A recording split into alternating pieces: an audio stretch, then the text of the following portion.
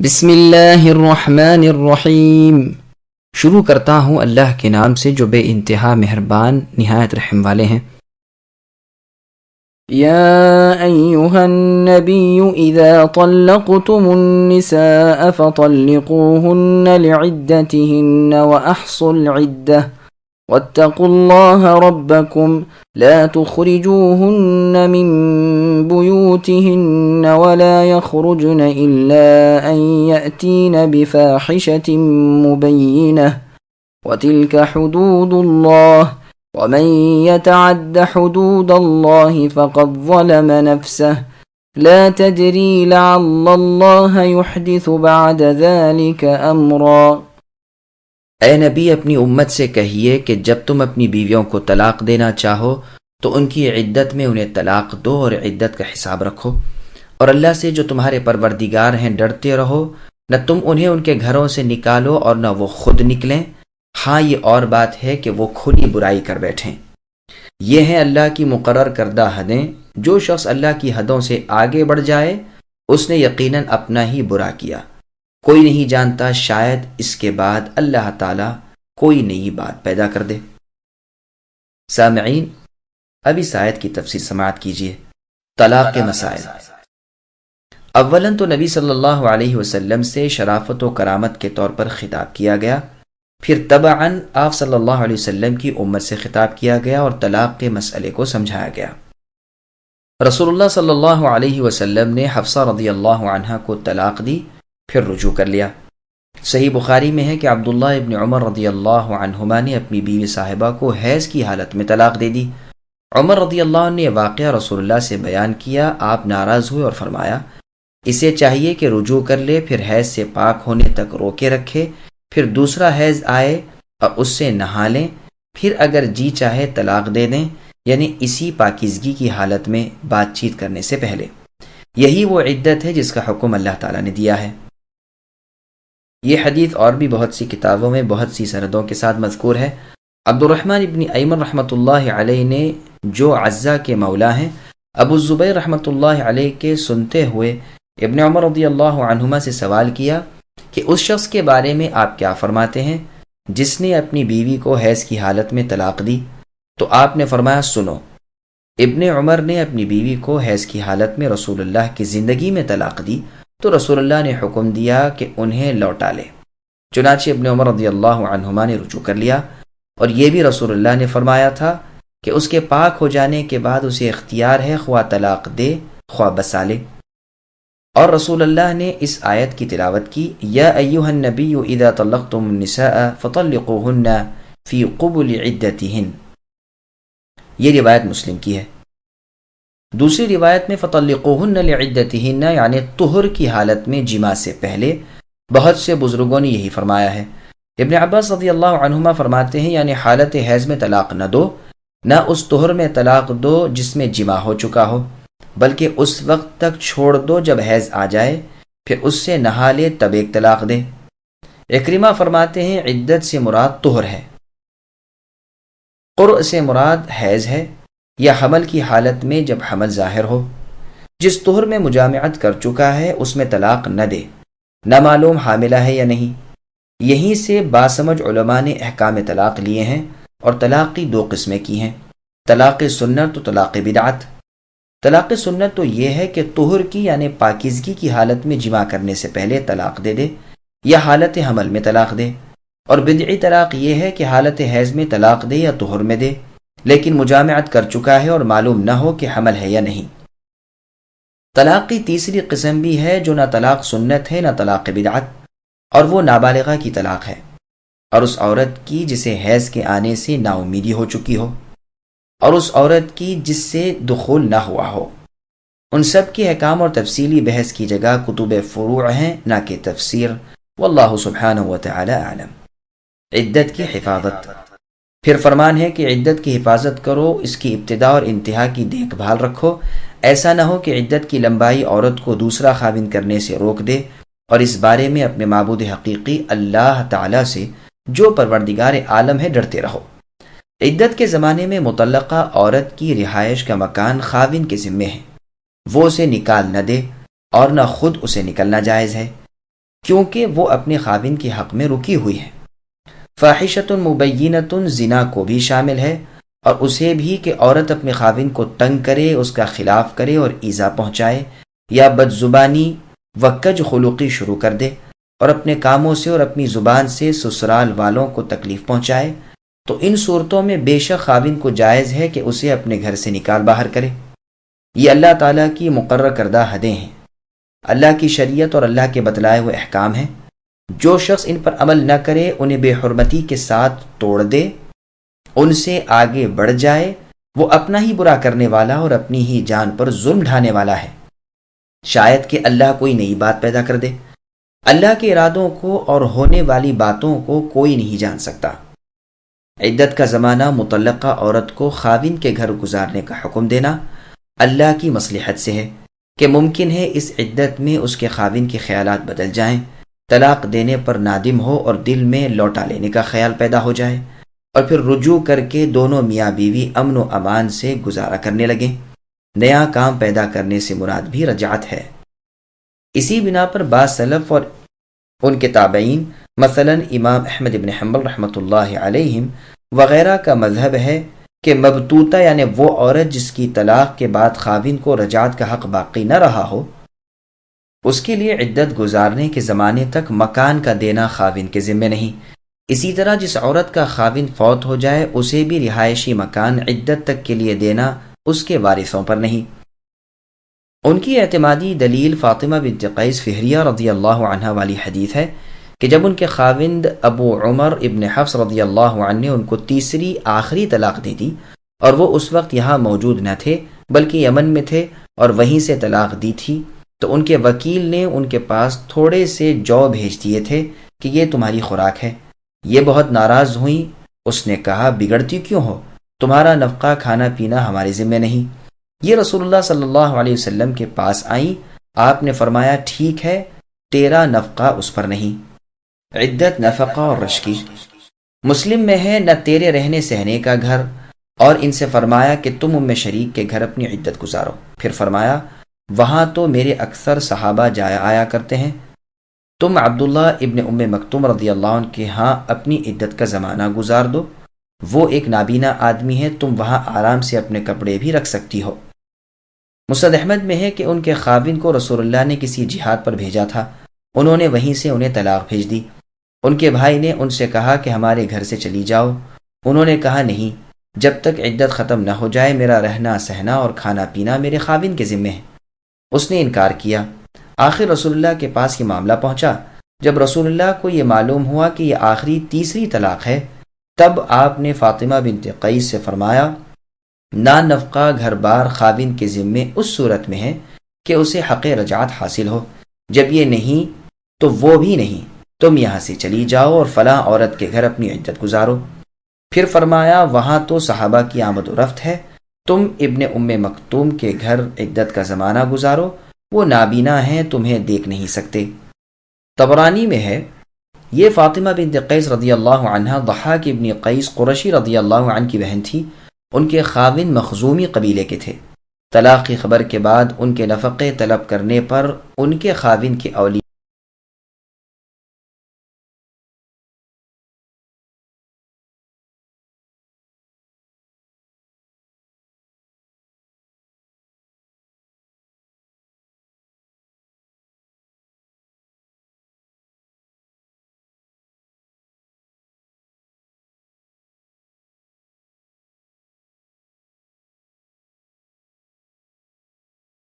فإذا بلغن أجلهن فأمسكوهن بمعروف أو فارقوهن بمعروف وأشهدوا ذوي عدل منكم وأقيموا الشهادة لله ذلكم يوعظ به من كان يؤمن بالله واليوم الآخر ومن يتق الله يجعل له مخرجا ويرزقه من حيث لا يحتسب ومن يتوكل على الله فهو حسبه إن الله بالغ أمره قد جعل الله لكل شيء قدرا۔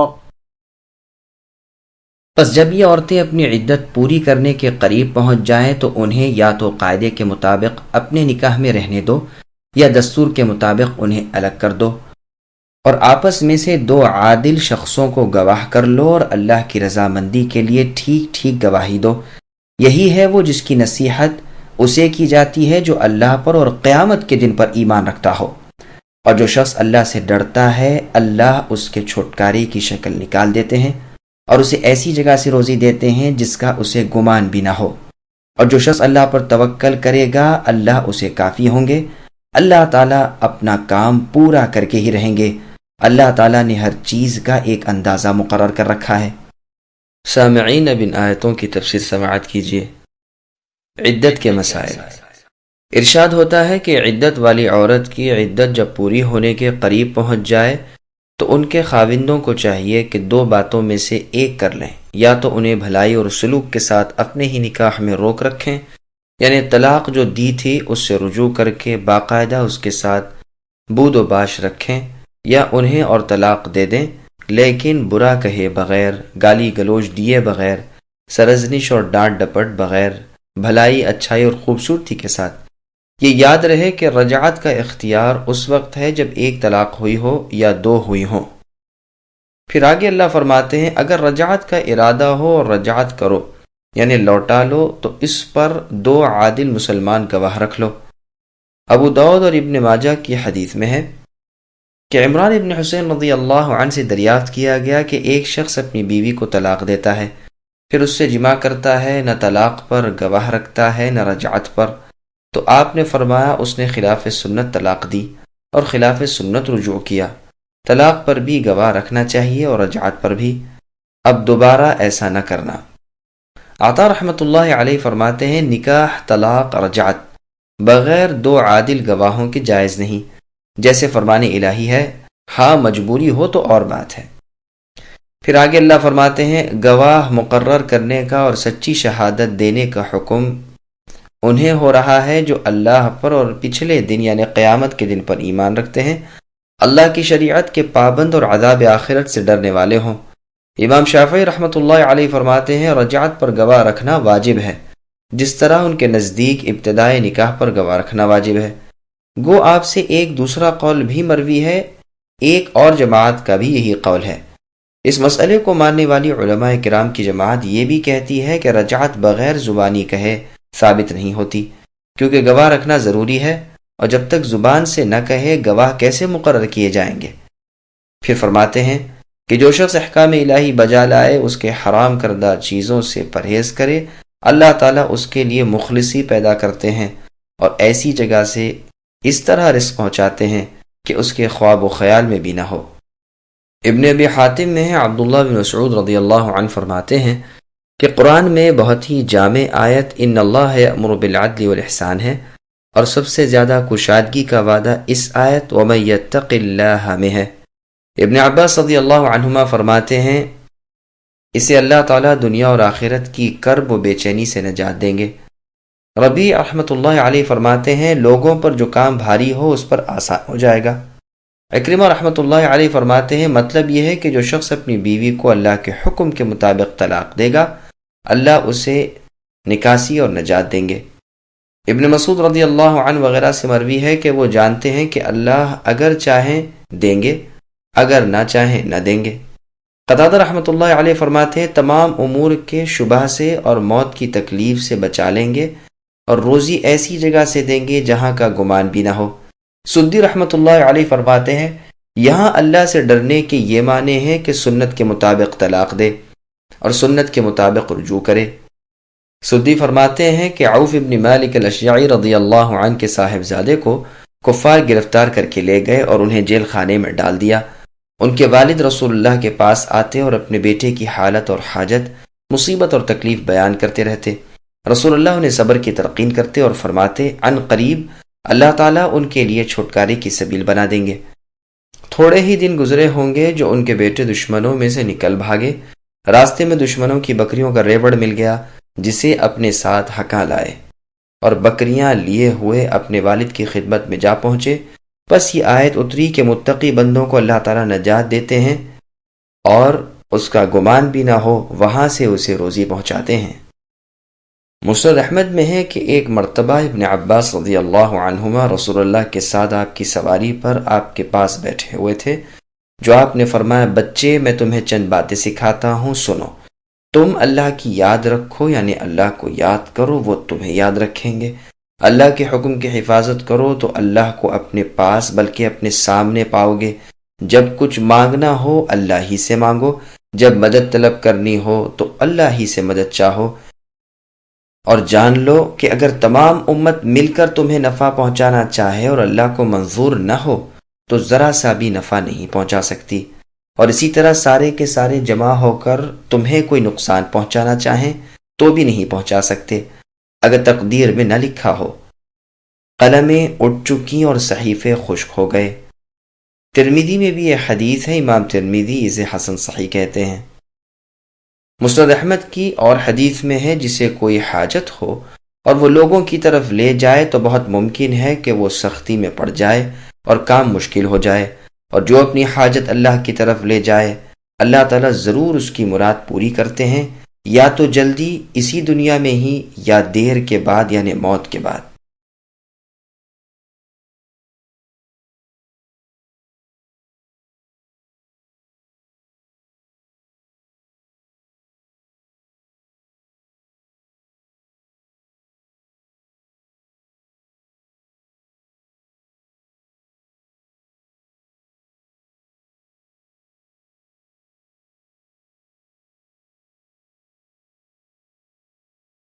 واللائي يئسن من المحيض من نسائكم إن ارتبتم فعدتهن 3 أشهر واللائي لم يحضن وأولاة الأحمال أجلهن أن يضعن حملهن ومن يتق الله يجعل له من أمره يسرا ذلك أمر الله أنزله إليكم ومن يتق الله يكفر عنه سيئاته ويعظم له أجرا۔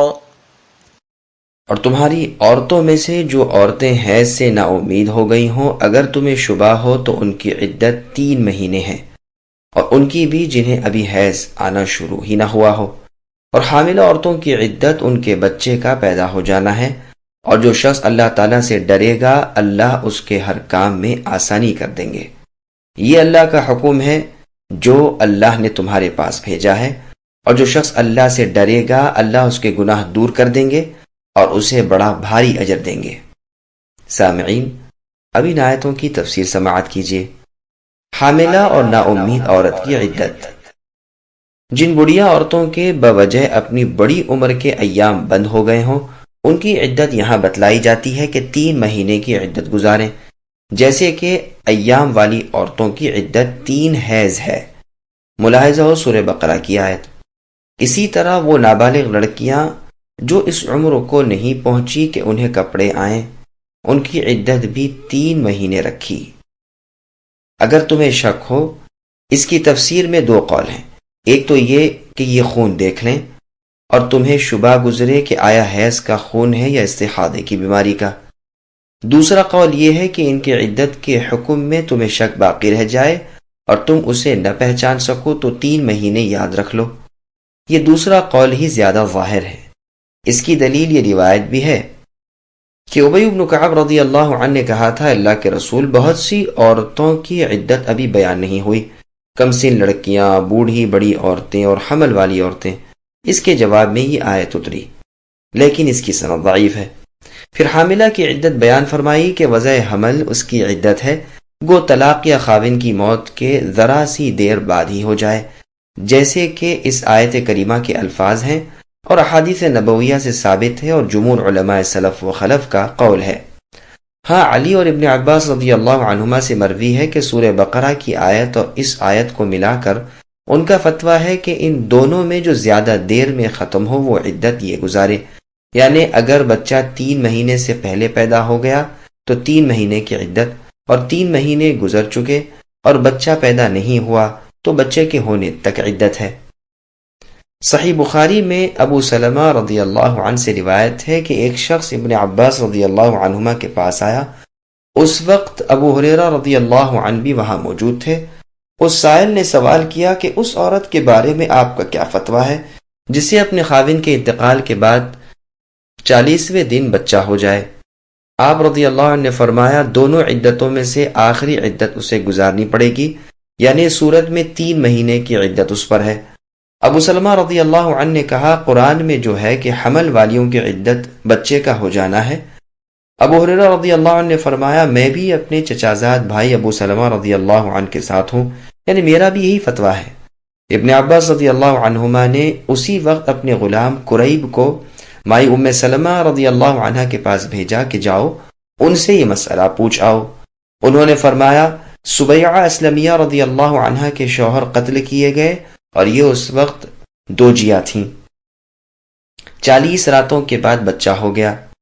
اسی وقت مانگا آیا اور رسول اللہ نے نکاح کر دیا. مانگا ڈالنے والوں میں سے ابو السنابل رضی اللہ عنہ بھی تھے. یہ حدیث قدر طوالت کے ساتھ اور کتابوں میں بھی ہے.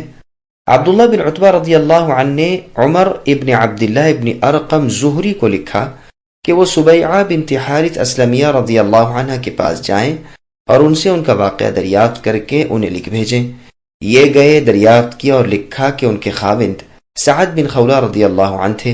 یہ بدری صحابی تھے، حجۃ الوداع میں فوت ہو گئے. اس وقت یہ حمل سے تھیں. تھوڑے ہی دن کے بعد انہیں بچہ پیدا ہو گیا.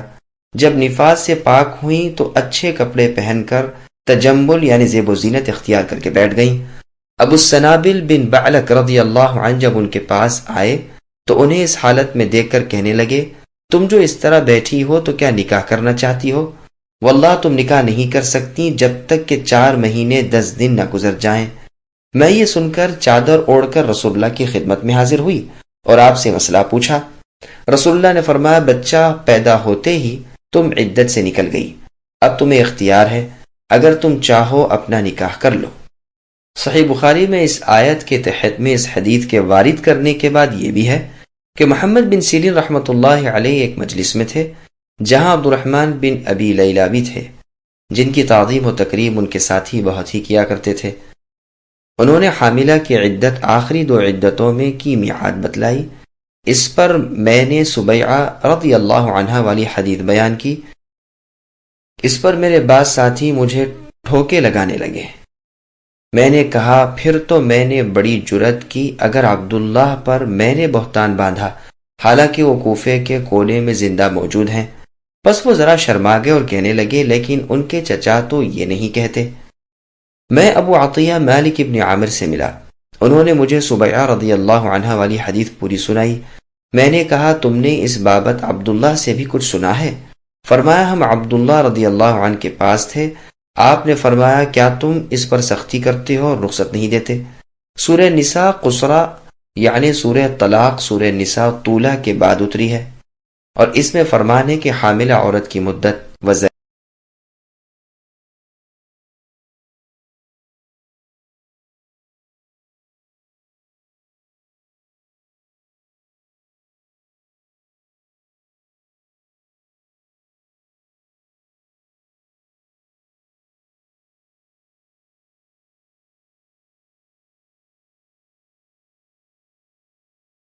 أسكنوهن من حيث سكنتم من وجدكم ولا تضاروهن لتضيقوا عليهن وإن كن أولات حمل فأنفقوا عليهن حتى يضعن حملهن فإن أرضعن لكم فآتوهن أجورهن وَأْتَمِرُوا بَيْنَكُمْ بِمَعْرُوفٍ وَإِنْ تَعَاسَرْتُمْ فَسَتُرْضِعُ لَهُ أُخْرَى لِيُنْفِقْ ذُو سَعَةٍ مِّنْ سَعَتِهِ وَمَنْ قُدِرَ عَلَيْهِ رِزْقُهُ فَلْيُنْفِقْ مِمَّا آتَاهُ اللَّهُ لَا يُكَلِّفُ اللَّهُ نَفْسًا إِلَّا مَا آتَاهَا سيجعل الله بعد عسر يسرا.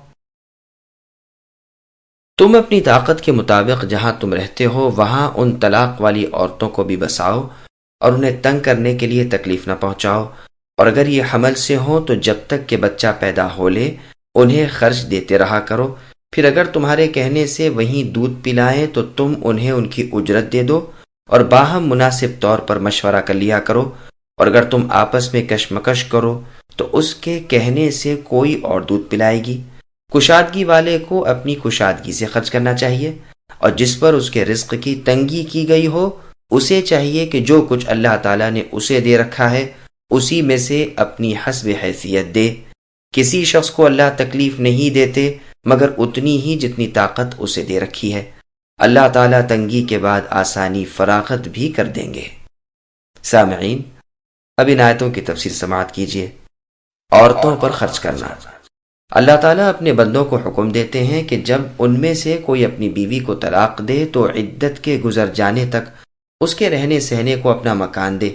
یہ جگہ اپنی طاقت کے مطابق ہے، یہاں تک کہ قتادہ رحمۃ اللہ علیہ فرماتے ہیں اگر زیادہ وسعت نہ ہو تو اپنے ہی مکان کا ایک کونا اسے دے دے، اسے تکلیفیں پہنچا کر اس قدر تنگ نہ کرو کہ وہ مکان چھوڑ کر چلی جائے، یا تم سے چھوٹنے کے لیے اپنا حق مہر چھوڑ دے، یا اس طرح کے طلاق دی، دیکھا کہ 2-1 روز عدت کے رہ گئے ہیں، رجوع کا اعلان کر دیا، پھر طلاق دے دی اور عدت کے ختم ہونے کے قریب رجعت کر لی، تاکہ نہ وہ بیچاری شادی شدہ عورت معلوم ہو اور نہ ہی باندھی کی حیثیت۔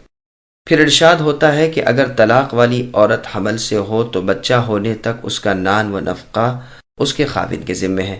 اکثر علماء کا فرمان ہے کہ یہ حکم خاص ان عورتوں کے لیے بیان ہو رہا ہے جنہیں آخری طلاق دے دی گئی ہو، یعنی تیسری، جس سے رجوع کرنے کا حق ان کے خاوندوں کو نہ رہا ہو، اس لیے کہ جن سے رجوع ہو سکتا ہے ان کی عدت تک کا خرچ تو خاوند کے ذمے ہے ہی، وہ حمل سے ہوں تب اور بے حمل ہوں تو تب بھی۔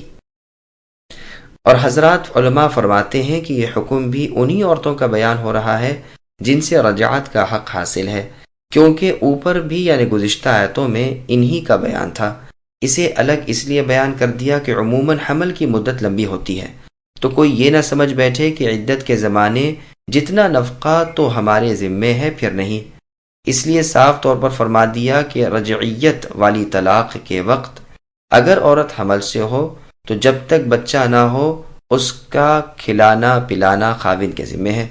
پھر اس میں بھی علماء کا اختلاف ہے کہ خرچ اس کے لیے حمل کے واسطے ہے یا حمل کے لیے ہی۔ امام شافعی رحمۃ اللہ علیہ وغیرہ سے دونوں قول مروی ہیں، اور اس بنا پر بہت سے فروعی مسائل میں بھی اختلاف رونما ہوا ہے۔ پھر آگے اللہ فرماتے ہیں کہ جب یہ مطلقہ عورتیں حمل سے فارغ ہو جائیں تو اگر تمہاری اولاد کو وہ دودھ پلائیں تو تمہیں ان کی دودھ پلائی دینی چاہیے۔ ہاں، عورت کو اختیار ہے خواہ دودھ پلائے یا نہ پلائے، لیکن اول دفعہ کا دودھ اسے ضرور پلانا چاہیے، گو پھر دودھ نہ پلائے، کیونکہ عموماً بچے کی زندگی اس دودھ کے ساتھ وابستہ ہے، تو اگر وہ بعد میں بھی دودھ پلاتی رہے تو ماں باپ کے درمیان جو اجرت طے ہو جائے وہ ادا کرنی چاہیے۔ تم میں آپس میں جو کام ہو وہ بھلائی کے ساتھ باقاعدہ دستور کے مطابق ہونے چاہیے، نہ یہ اس کے نقصان کے در پہ رہے نہ وہ اسے ایذا پہنچانے کی کوشش کرے، جیسے سورہ بقرہ میں فرمایا لا تضار والدۃ بولدها ولا مولود له بولده، یعنی بچے کے بارے میں نہ اس کی ماں کو ضرر پہنچایا جائے نہ اس کے باپ کو۔ پھر آگے اللہ فرماتے ہیں اگر آپس میں اختلاف بڑھ جائے، مثلا لڑکے کا باپ کم دینا چاہتا ہے جو اس کی ماں کو منظور نہیں، یا ماں زائد مانگتی ہے جو باپ پر گراں ہے اور موافقت نہیں ہو سکتی، دونوں کسی بات پر رضامند نہیں ہوتے، تو اختیار ہے کہ کسی اور دایا کو دے دیں۔ ہاں، جو اور دایا کو دیا جانا منظور کیا جاتا ہے اگر اسی پر اس بچے کی ماں رضامند ہو جائے تو زیادہ مستحق یہی ہے۔ پھر فرماتے ہیں کہ بچے کا باپ یا ولی جو ہو اسے چاہیے کہ بچے پر اپنی وسعت کے مطابق خرچ کرے، تنگی والا اپنی طاقت کے مطابق دے، طاقت سے بڑھ کر تکلیف اللہ کسی کو نہیں دیتے۔ تفسیر میں جریر میں ہے کہ ابو عبیدہ رضی اللہ عنہ کی بابت عمر رضی اللہ عنہ نے دریافت کیا تو معلوم ہوا کہ وہ موٹا کپڑا پہنتے ہیں اور ہلکی غذا کھاتے ہیں۔ آپ رضی اللہ عنہ نے حکم دیا کہ انہیں 1000 دینار بھجوا دو، اور جس کے ہاتھ بھجوائے ان سے کہہ دیا کہ دیکھنا وہ ان دیناروں کو پا کر کیا کرتے ہیں۔ جب یہ اشرفیاں انہیں مل گئیں تو انہوں نے باریک کپڑے پہنے اور نہایت نفیس غذائیں کھانی شروع کر دیں۔ قاصد نے واپس آ کر عمر رضی اللہ عنہ سے واقعہ بیان کیا۔ آپ رضی اللہ عنہ نے فرمایا اللہ ان پر رحم کرے۔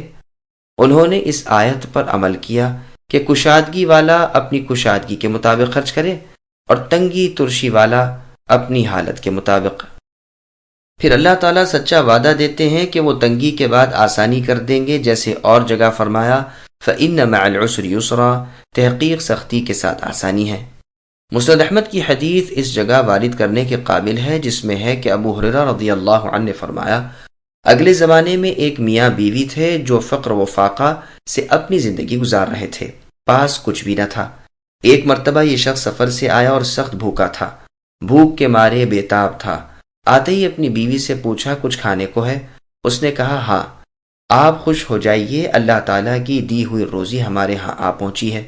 اس نے کہا پھر لاؤ، جو کچھ ہو دے دو، میں بہت بھوکا ہوں۔ بیوی نے کہا اور ذرا دیر صبر کر لو، اللہ کی رحمت سے ہمیں بہت کچھ امید ہے۔ پھر جب کچھ دیر اور ہو گئی اس نے بے تاب ہو کر کہا جو کچھ تمہارے پاس ہے دیتی کیوں نہیں؟ مجھے تو بھوک سے سخت تکلیف ہو رہی ہے۔ بیوی نے کہا اتنی جلدی کیوں کرتے ہو؟ اب تنور کھولتی ہوں۔ تھوڑی دیر گزرنے کے بعد جب بیوی نے دیکھا کہ یہ اب پھر تقاضا کرنا چاہتے ہیں تو خود بخود کہنے لگیں اب اٹھ کر تنور کو دیکھتی ہوں۔ اٹھ کر جو دیکھتی ہیں تو قدرت الہی سے ان کے توکل کے بدلے وہ بکری کے پہلو کے گوشت سے بھرا ہوا ہے، اور دیکھتی ہیں کہ گھر کی دو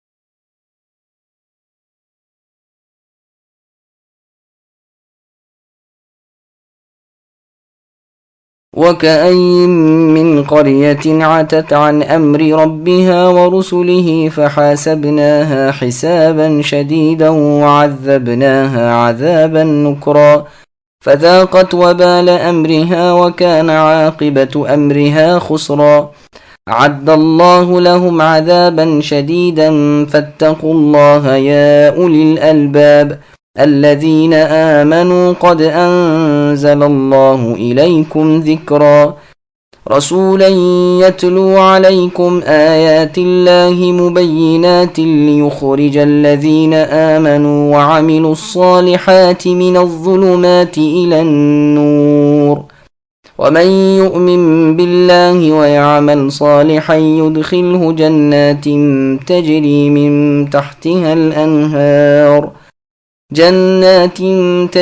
من تحتها الأنهار خالدين فيها أبدا قد أحسن الله له رزقا۔ اور بہت سی بستیوں والوں نے اپنے رب کے حکم اور اللہ کے رسولوں سے سرتابی کی، ہم نے بھی ان سے سخت حساب کیا اور اندیکھی آفت ان پر ڈال دی، بس انہوں نے اپنے کرتوت کا وبال چک لیا اور انجام کار ان کا خسارہ ہی ہوا۔ ان کے لیے اللہ تعالیٰ نے سخت عذاب تیار کر رکھا ہے، بس اللہ سے ڈرو اے عقل مند ایمان والو، یقیناً اللہ نے تمہاری طرف نصیحت بھیج دی ہے، یعنی رسول جو تمہیں اللہ کے صاف صاف احکام پڑھ کر سناتے ہیں تاکہ ان لوگوں کو جو ایمان لائیں اور نیک اعمال کریں وہ تاریکیوں سے روشنی کی طرف لے کر آئے، اور جو شخص اللہ پر ایمان لائے اور نیک عمل کرے اللہ اسے ایسی جنتوں میں داخل کریں گے جس کے نیچے نہریں جاری ہیں، جن میں یہ ہمیشہ ہمیشہ رہیں گے، بے شک اللہ نے اسے بہترین روزی دے رکھی ہے۔ سامعین، اب ان آیتوں کی تفسیر سماعت کیجیے۔ اللہ تعالیٰ کی اطاعت کرو۔ جو لوگ اللہ کے امر کے خلاف کریں، اللہ کے رسول کو نہ مانیں، اللہ کی شریعت پر نہ چلیں، انہیں ڈانٹا جا رہا ہے کہ دیکھو اگلے لوگوں میں سے بھی جو اس روش پر چلے وہ تباہ و برباد ہو گئے، جنہوں نے سرتابی، سرکشی اور تکبر کیا، حکم الہی اور اتباع رسول سے بے پرواہی برتی، آخر انہیں سخت حساب دینا پڑا اور اپنی بدکرداری کا مزہ چکنا پڑا، انجام کا نقصان اٹھایا۔ اس وقت نادم ہونے لگے، لیکن اب ندامت کس کام کی؟ پھر دنیا کے ان عذابوں سے ہی اگر پلہ یعنی دامن پاک ہو جاتا، جب بھی ایک بات تھی، نہیں پھر ان کے لیے آخرت میں بھی سختر عذاب اور بے پناہ مار ہے۔ اب سوچ سمجھ والو تمہیں چاہیے کہ ان جیسے نہ بنو اور ان کے انجام سے عبرت حاصل کرو۔ اے عقل مند ایماندارو، اللہ نے تمہاری طرف قرآن نازل فرما دیا ہے۔ ذکر سے مراد قرآن ہے، جیسے اور جگہ فرمایا اِنَّا نَحْنُ نَزَّلْنَا الذِّكْرَ وَإِنَّا لَهُ لَحَافِظُونَ، یعنی ہم نے اس قرآن کو نازل فرمایا اور ہم ہی اس کی حفاظت کرنے والے ہیں۔ اور بعضوں نے کہا ذکر سے مراد یہاں رسول ہے، چنانچہ ساتھ ہی فرمایا ہے رسولاً، تو یہ بدل اشتمال ہے، چونکہ قرآن کے پہنچانے والے رسول اللہ صلی اللہ علیہ وسلم ہی ہیں، تو اس مناسبت سے رسول اللہ کو لفظ ذکر سے یاد کیا گیا۔ امام ابن جریر رحمۃ اللہ علیہ بھی اسی مطلب کو درست بتلاتے ہیں۔ پھر رسول کی حالت بیان فرمائی کہ اللہ کی واضح اور روشن آیتیں پڑھ سناتے ہیں تاکہ مسلمان اندھیروں سے نکل آئیں اور روشنیوں میں پہنچ جائیں، جیسے اور جگہ اللہ نے فرمایا کتاب انزلناہ الیک الی آخر الآیہ، یعنی اس کتاب کو ہم نے آپ کو دیا ہے اے نبی تاکہ آپ لوگوں کو تاریکیوں سے روشنی میں لائیں۔ اور جگہ ارشاد ہے اللہ ولی الذین آمنوا یخرجہم من الظلمات الی النور، یعنی اللہ ایمان والوں کے کارساز ہیں، وہ انہیں اندھیروں سے اجالے کی طرف لاتے ہیں، یعنی کفر و جہالت سے ایمان و علم کی طرف۔ چنانچہ اور آیت میں اللہ تعالیٰ نے اپنی نازل کردہ وحی کو نور فرمایا ہے، کیونکہ اس سے ہدایت اور راہ راست حاصل ہوتی ہے، اور اسی کا نام روح بھی رکھا ہے کیونکہ اس سے دلوں کو زندگی ملتی ہے۔ چنانچہ ارشاد باری ہے وَكَذَلِكَ أَوْحَيْنَا إِلَيْكَ رُوحًا مِّنْ أَمْرِنَا مَا كُنْتَ تَدْرِي مَا الْكِتَابُ وَلَا الْإِيمَانُ وَلَكِنْ جَعَلْنَاهُ نُورًا نَهْدِي بِهِ مَن نَّشَاءُ مِنْ عِبَادِنَا وَإِنَّكَ لَتَهْدِي إِلَى صِرَاطٍ مُّسْتَقِيمٍ، یعنی ہم نے اسی طرح آپ کی طرف اے نبی اپنے حکم سے روح یعنی قرآن مجید کی وحی کی۔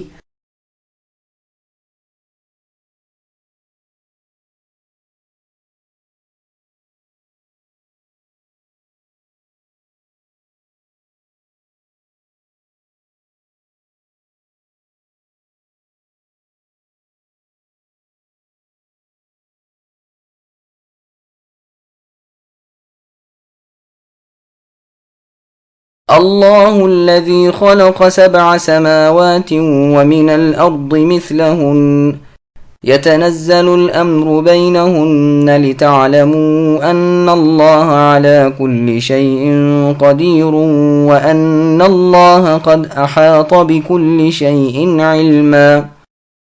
اور وہ اللہ جس نے 7 آسمان بنائے اور اسی کے مثل زمینیں بھی، اللہ کا حکم ان کے درمیان اترتا ہے تاکہ تم جان لو کہ اللہ ہر چیز پر قادر ہیں اور اللہ تعالیٰ نے ہر چیز کو باعتبار علم گھیر رکھا ہے۔